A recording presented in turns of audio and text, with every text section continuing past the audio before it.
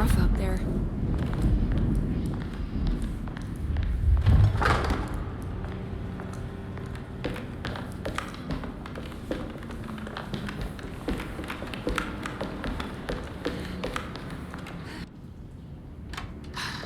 If we can just get rid of Jeremy, everything will go back to normal.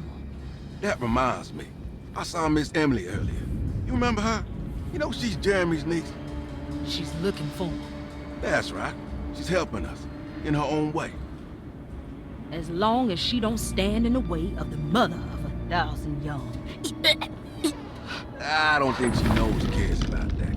She just here for Jeremy. I've been more worried about that Detective Carmen fella. He been snooping around asking all kinds of questions. God, it hurts. I wish you would stop doing that. Gives me the heebie-jeebies.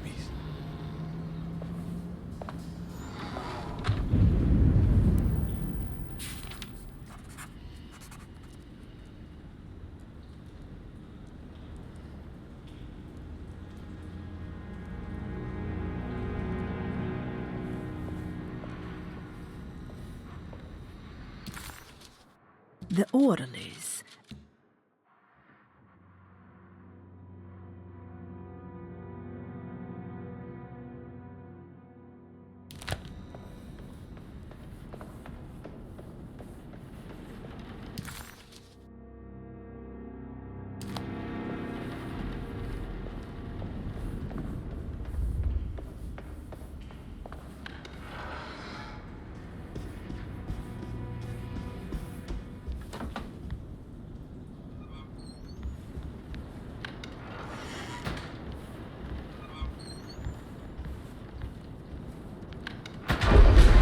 What is going on?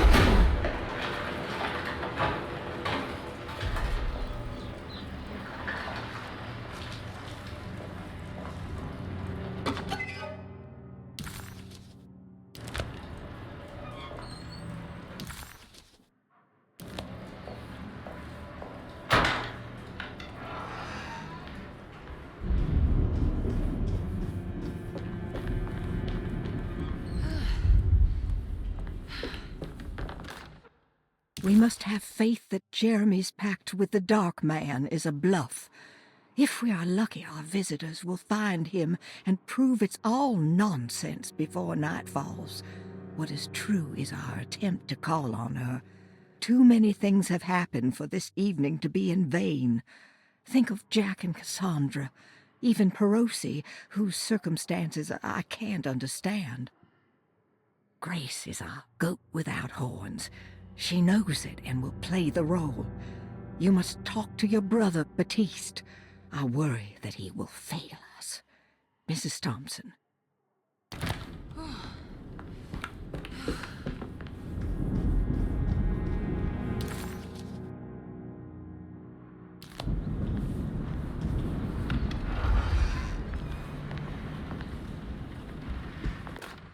Lunacy and the Astarte Artist Colony, a monograph by Yael Klein. In early 1909, the old Derceto plantation outside of New Orleans was turned into an artist's colony.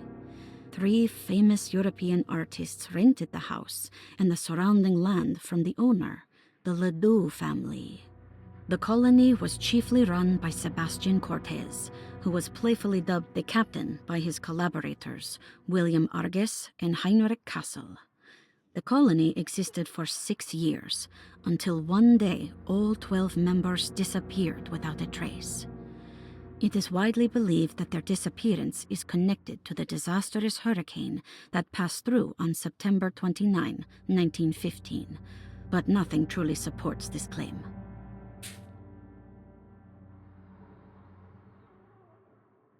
Even the name Derceto is the Greek name of a Syrian fertility goddess. In the case of naming the plantation, Derceto was certainly not an accident. We know that Elijah Pickford intended to build a temple for his cult, for he had distributed pamphlets 2 years prior to the purchase of the land, advertising his intentions. His followers were estimated to be almost 100 men and women, mostly sailors, Maroons, and Cajuns, when the plantation was built. To outsiders, Dorsetto registered as an ordinary slave plantation, which enabled Pickford and his flock to remain hidden for decades. The official story is that the cult lasted until 1862, when the Union Army came and burned down the plantation and scattered all who lived there. Following the Civil War, new people started to congregate in the ruins of Dorsetto to invent a new fertility goddess, the Shub Niggurath. As much as Dorsetto is a particular name to have heard of, it's not entirely uncommon among the learned. Astarte is equally known and could have been subconsciously chosen by well-read artists. Shub Niggurath is, on the other hand, very uncommon. Almost impossible that anyone in Louisiana would have heard that name. The name is referenced only in rare books like Unaussprechlichen Kulten and the Necronomicon, and is believed to be a bastardization.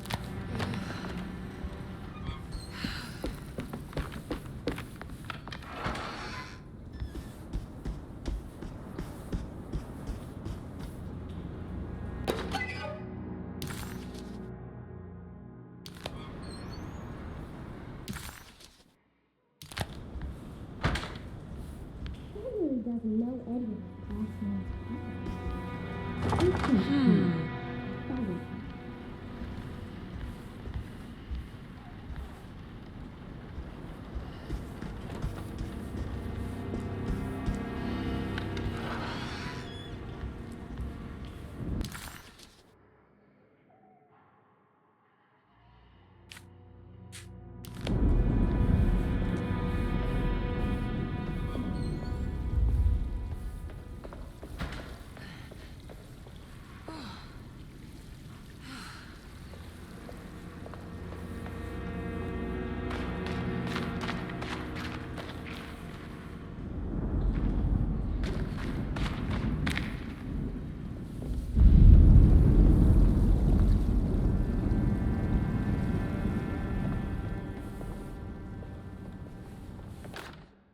Mrs. Thompson, I understand the last week has been busy.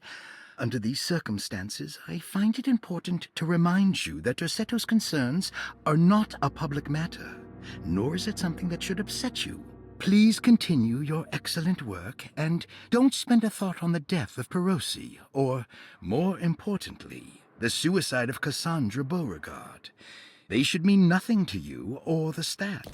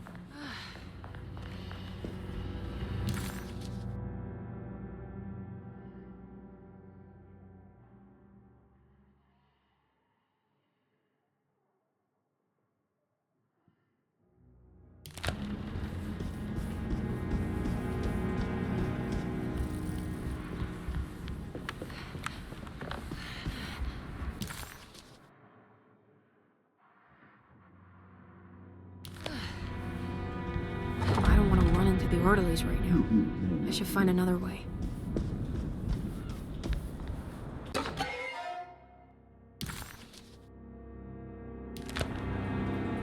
I think Dr. Gray is in there. Maybe I can go snoop around his office then.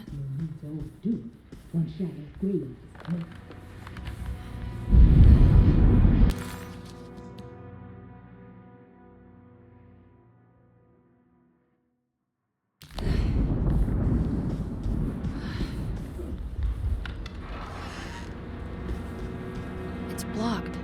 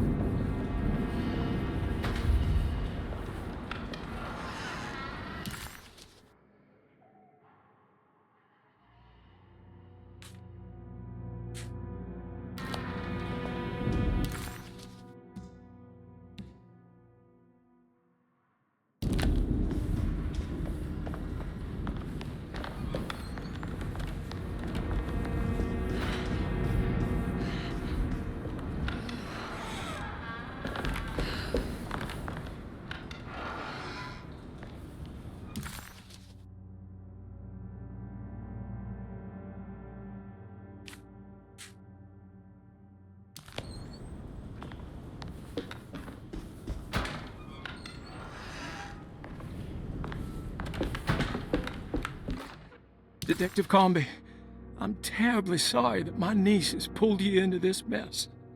Please, with all my blessings, take her away from this cursed place. I have destroyed that eater of worlds and locked it away in the attic and retreated to a place of hiding. Tell Emily I'm safe. Tell her all the lies you can think of to make her listen. Take her back to New Orleans. Sincerely, Jeremy.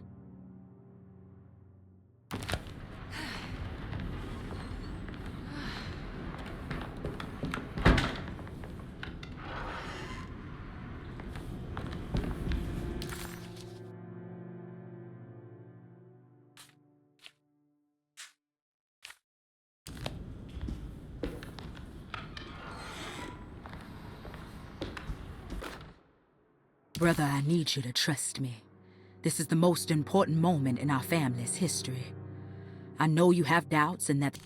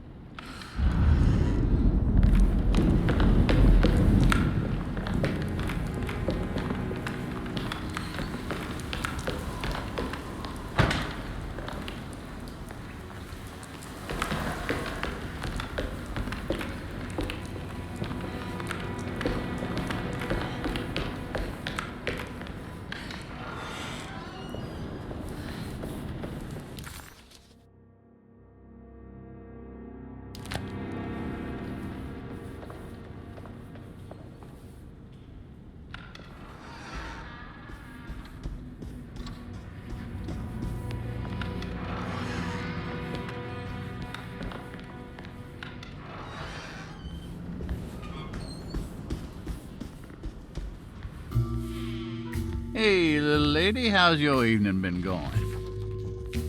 Ups and downs, I suppose. I hear that. We all live in the life of an elevator operator. Are you alright, sweetie? Do you want to see my mask, miss? I'm making it for St. John's.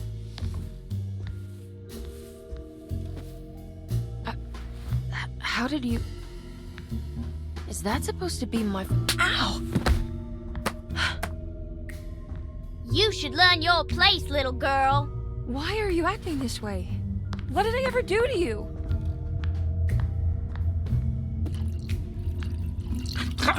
Grace! Grace!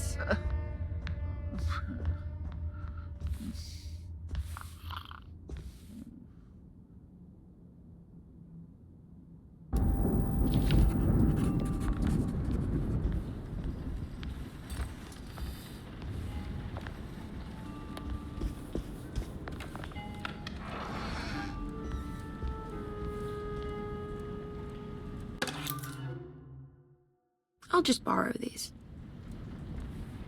At least he's breathing. I'll just let him sleep it off. There's something missing.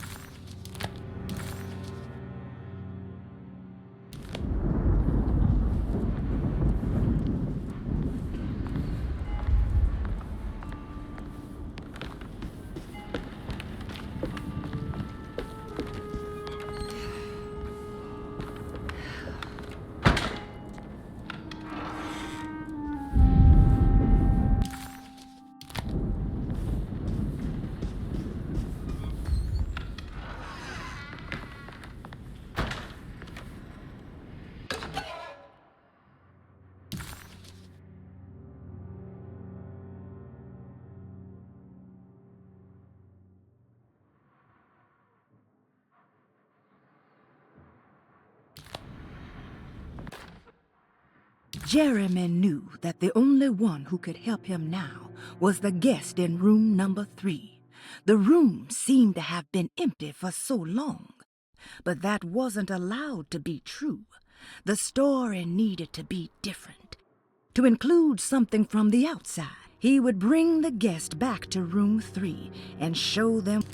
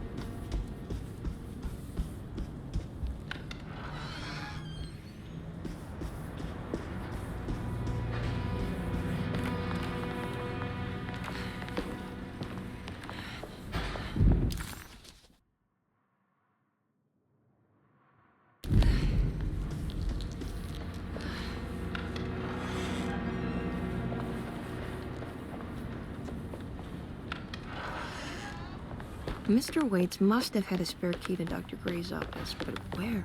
I don't know the combination. Wait, maybe I do.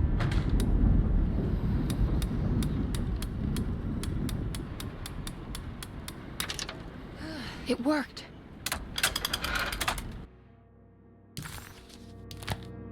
The last guest in the empty room suffered from severe maladaptation. I must write this down, because if I understand the condition sufficiently, it could make me deny this fact at a later date, and there is reason for me to think I may come to suffer the consequences from this dysfunction, as some who came in contact with the guest seemed to adopt a new worldview in which everything was predetermined but broken. Upon accepting this worldview, some memories became unmanageable and later rejected. I do not know what this means. I cannot even remember the fate of the guest. I think they were simply misplaced one day and forgotten. Just...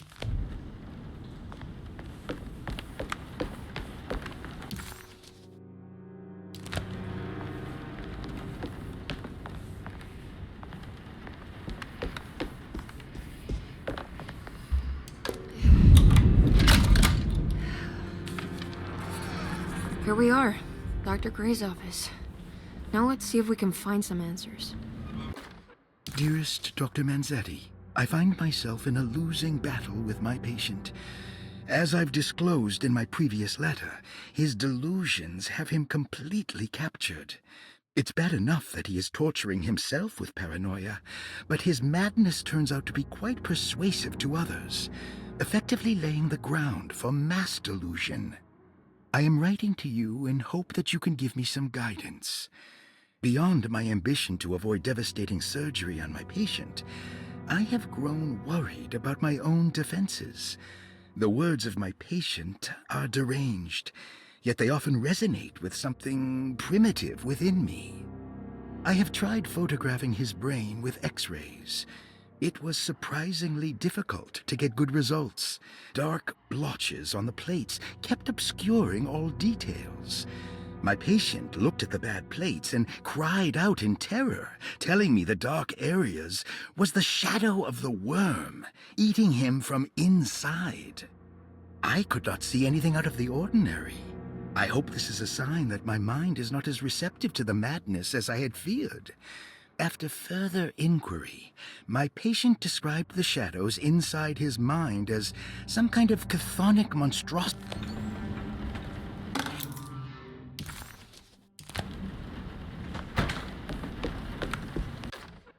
I have finished tidying up Miss Beauregard's belongings. I will leave it to you to contact her agent and have them collect her things.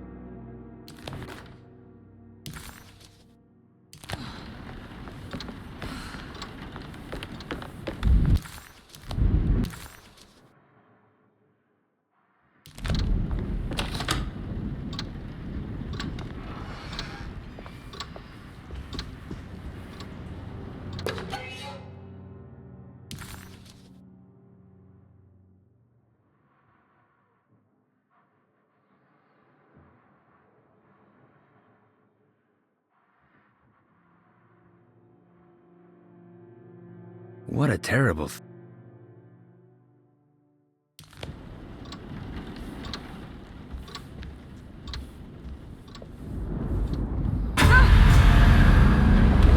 This can't be.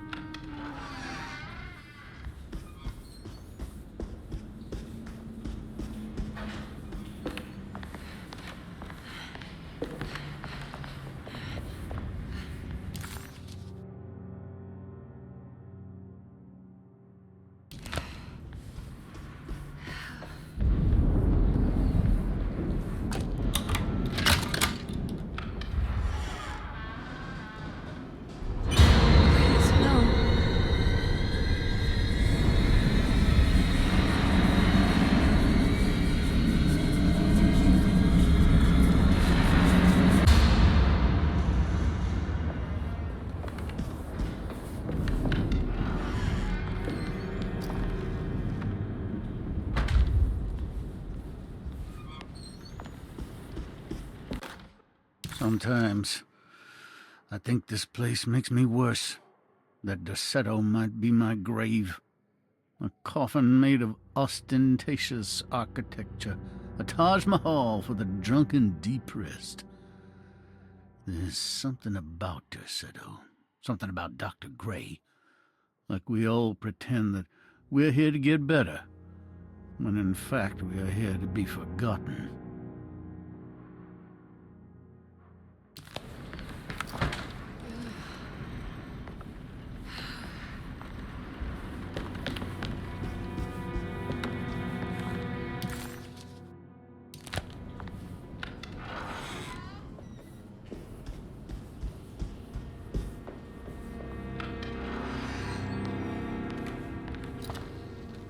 Ruth, are you there?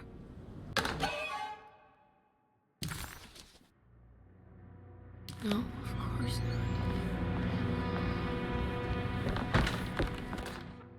not. Castle built the zoetrope as an exercise in animation. He is very interested in moving pictures and has even ordered an aeroscope camera for the colony. I'm looking forward to seeing what kind of phantasmagoria he will produce. For now, his zoetrope entertains me greatly.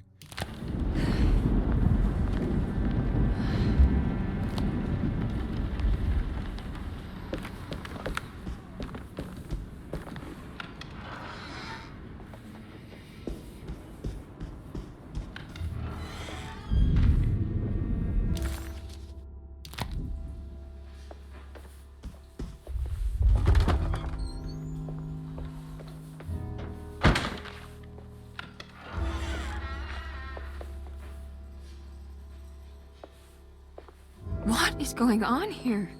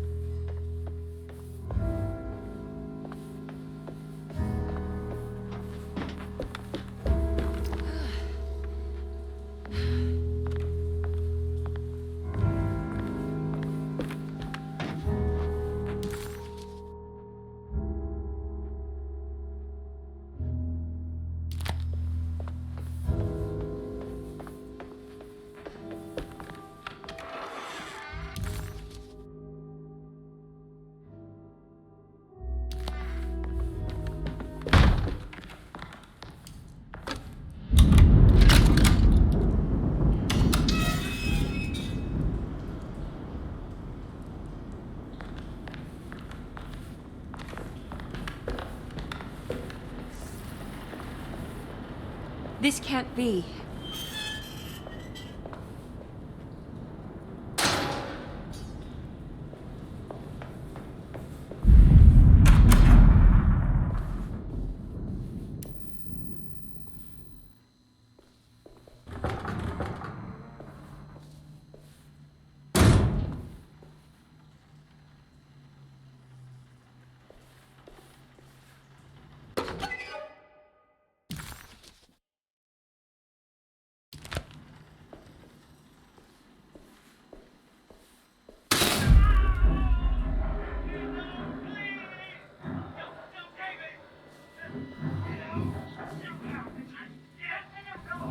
I need the key.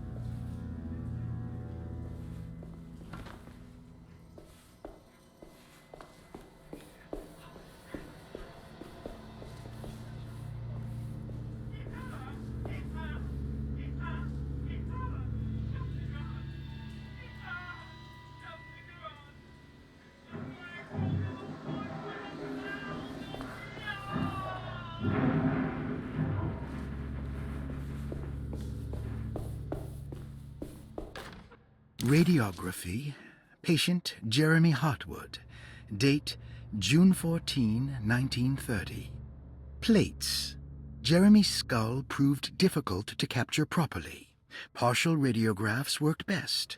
A complete picture of the brain can be assembled by piecing 3 plates together. Observations. Even when looking at an assembled version, a shadow...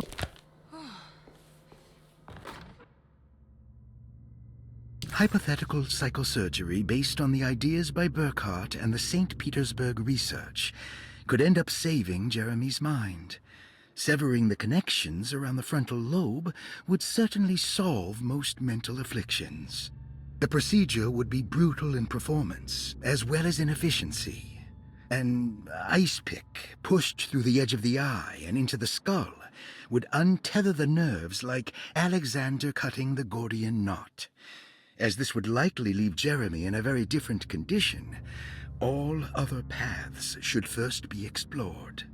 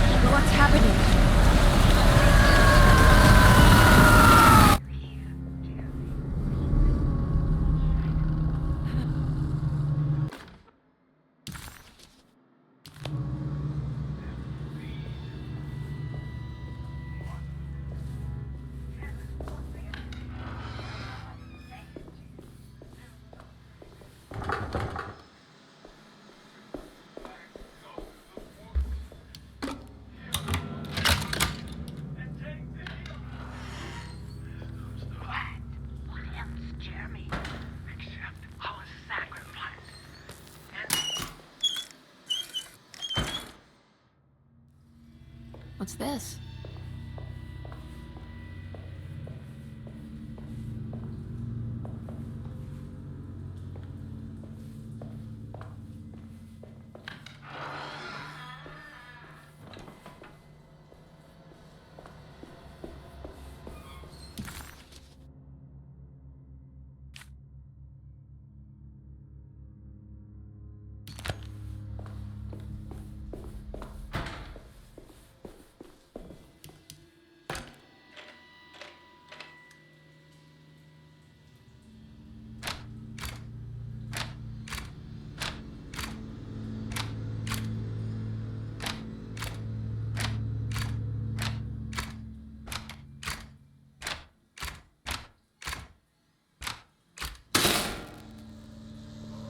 Oh, that's better.